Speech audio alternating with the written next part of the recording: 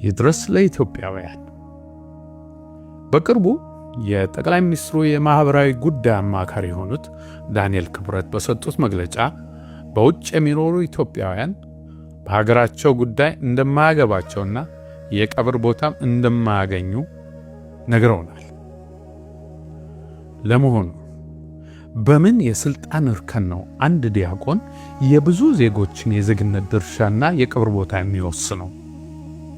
ኢትዮጵያ አደጋ ውስጥ ስትወድቅ እንኳን ከአብራኳ የወጣ ልጆቿ ይቅርና በሩቅ ሆነው የተስፋ ሀገራችን ናት የሚሉት ጥቁር አሜሪካውያን ዶክተሮች፣ ጠበቆች፣ መሐንዲሶች ኢትዮጵያ በጣሊያን ስትወረር ለኢትዮጵያ ለመዋጋት መመዝገባቸውንና በአሜሪካ መንግሥት በመከልከላቸው በዚህም ውሳኔ ተቆጥተው በአሜሪካን ሀገር የሚገኙ የጣሊያን መደብሮችን፣ ምግብ ቤቶችን በማቃጠል ተቃውሟቸውን እንዳሳዩ አንብበው ይሆን? ጣሊያን ኢትዮጵያን ስትወር በሕይወት ቆሜ ይህን አላይም ብሎ ወደ ኢትዮጵያ የዘመተውን ጥቁር አሜሪካዊ ፓይለት የጃን ሮቢንሰንን ታሪክ ታውቁት ይሆን? ለካ የእናንተ ኢትዮጵያ ገና 8 ዓመቷ ነው። እኚህ የጠቅላይ ሚኒስትሩ አማካሪ አንባቢ ነኝ ስለሚሉ ጊዜ ካላቸው አልሃንድሮ ዴል ባዮ የተባለ የኩባ ተወላጅ ለኢትዮጵያ ለመዋጋት በመርከብ ተጉዞ ወደ ኢትዮጵያ መምጣቱን ሰምተው ይሆን? እስቲ ቀይ አንበሳ የሚለውን መጽሐፍ ያንብቡ። ለአቢሲኒያ ሕይወቴን እሰጣታለሁ እንጂ አልሸጣትም ማለቱ ያውቁ ይሆን? እንደገና በጣሊያን ወረራ ወቅት አዶልፍ ፓርሳክ የተባሉ ትውልዳቸው ቼክ ሪፐብሊክ የሆኑ ከኢትዮጵያ አርበኞች ጎን ተሰልፈው ተዋግተው ያዩትን ሁሉ በመጽሐፍ አስፍረውታል።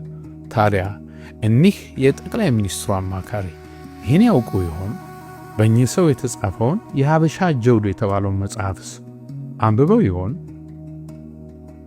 ሌላ ታሪክ እናንሳ።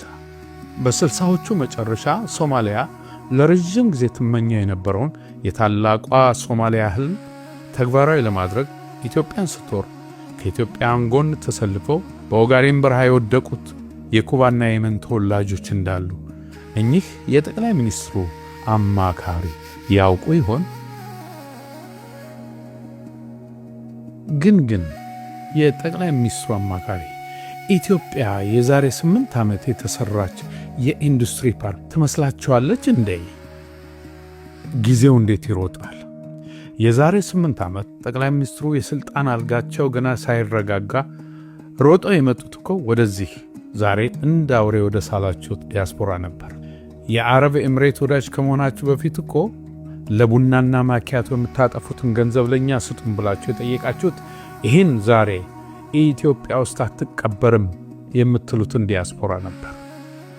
በቡራዩ፣ በጌዲዮ፣ በደብረ ብርሃን፣ በወለጋ፣ በትግራይ፣ በመተከል፣ በአፋርና በሌሎችም ቦታዎች በግፍ የተጨፈጨፉ ንጹሐን መጠለያ ሲያጡ በግሎባል አላያንስ በኩል ከ6 ሚሊዮን የአሜሪካን ዶላር በላይ አውጥቶ የደረሰላቸው ይሄው የቀብር ቦታ የከለከላቸው ዲያስፖራ ነው።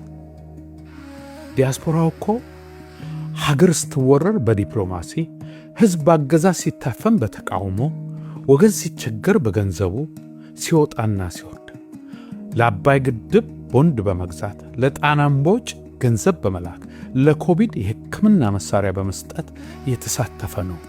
ለመሆኑ በዚህ ሁሉ ጊዜ የጠቅላይ ሚኒስትሩ አማካሪ የት ነበሩ? The coalition calls itself the United Front of Ethiopian Federalists and Confederalists Forces. They say if the government doesn't negotiate with them, they will attempt to dismantle it by force. እስከ 5 ሚሊዮን ይገመታሉ በውጭ የሚኖሩ ኢትዮጵያውያንና ትውልደ ኢትዮጵያውያን ሰሞኑ በተደረገላቸው ጥሪ መሰረትም ወደ ሀገራቸው በመግባት ላይ ይገኛሉ።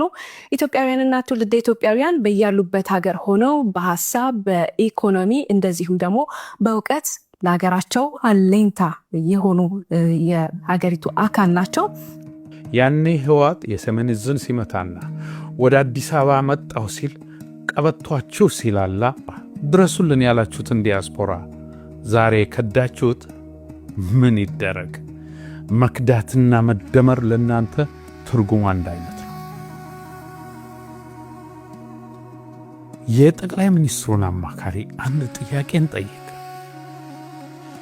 ለመሆኑ በመቃብር ጽዳትና ውበት ከሆነ እኮ ለመቀበርም ለጽዳትም ያለንበት ሀገር ይበልጣል። ኢትዮጵያ የምንቀበረው የተፈጠርንባት መሬት ስለሆነች ብቻ ሳይሆን እትብታችንም መቃብራችንም የሚሆነው በዚቹ በምንወዳት ኢትዮጵያ ውስጥ ስለሆነ ነው። ግን እስኪ አማካሪውን እንጠይቅና ውጭ ያሉ ኢትዮጵያውያን ሲሞቱ ሀገር ውስጥ እንዳይቀበሩ የሚለው በሕገ መንግሥቱ በየትኛው አንቀጽ ላይ ነው የሚገኘው? የሆነ ሰውንና ኢትዮጵያ ረዘም ላለ ጊዜ ከተለያዩ ወራሪዎች ጋር ተዋግታለች። ብዙ የጠላት ወታደሮችም ማለትም የጣሊያን፣ የሶማሌ፣ የሱዳን፣ የአልሻባብ ወታደሮች በኢትዮጵያ መሬት ተቀብረዋል። ታዲያ አስከሬናቸው ወደ የሀገሮቻቸው ይመለሳል ወይስ የዲያቆኑ አዋጅ እኛን ኢትዮጵያን ብቻ ነው የከለከለው? የጠቅላይ ሚኒስትሩ አማካሪ እናንተ ወደ ሥልጣን ሳትመጡ ኢትዮጵያን ከነ ክብሯ ጠብቀው ያቆዩት ኢትዮጵያውያን በዛሬዋ ኢትዮጵያ የተለየ መቀበሪያ ቦታ አዘጋጅታችሁላችኋል ወይ? ከደርግ ግድያ አምልጠው በሱዳን በሶማሌ እያቋረጡ የወጡ ግን በለጋ ዕድሜያቸው ሀገራቸውን ያገለግሉ ኢትዮጵያውያንስ አዋጃችሁ ይመለከታቸዋል? በቀበሮ ጉድጓድ ውስጥ እየኖሩ ልጆቻቸውን ሳያዩ ለዘመናት ከራሴ በፊት ለኢትዮጵያ እናቴ እያሉ ሀገራቸውን የጠበቁ ነገር ግን በወያኔ እኩይ አዋጅ በግፍ ተበትነው ታስረው ሲፈቱ ግን ሀገር ጥለው የተሰደዱትን የኢትዮጵያ ወታደሮች ይህች የ8 ዓመቷ ኢትዮጵያና አዲሱ አዋጅ ይመለከታቸዋል? ሄኮ ከዕለት ጉርሱ እየቀነሰ ቤተሰቡን ያቆመ ዲያስፖራ በሌላ በኩል ለሀገሩ እስከ 6 ቢሊዮን የአሜሪካን ዶላር በየዓመቱ ገቢ እንደሚያድርግ የብሔራዊ ባንካችሁ አልነገራችሁም? ማጠቃለያ፣ የጠቅላይ ሚኒስትሩ አማካሪ ጥሩ አማካሪ ካለ አሁኑኑ ዲያስፖራውን ይቅርታ እንዲጠይቁ፣ የኢትዮጵያ ዲያስፖራ ለኢትዮጵያ ሕዝብ የሚለግሰውን ግዙፍ ድጋፍ ቢያቋርጥ በሀገሪቷ ኢኮኖሚ ላይ ለሚደርሰው ቀውስ ኃላፊነቱን የሚወስደው የጠቅላይ ሚኒስትሩ አማካሪና መንግስታቸው ይሆናል። የዲያስፖራው አቅምና ችሎታ ምን እንደሚመስል በተግባር ወደፊት ታዩታላችሁ። ጊዜ ለኩሉ እንዲሉ ሁሉም በጊዜው ይሆናል።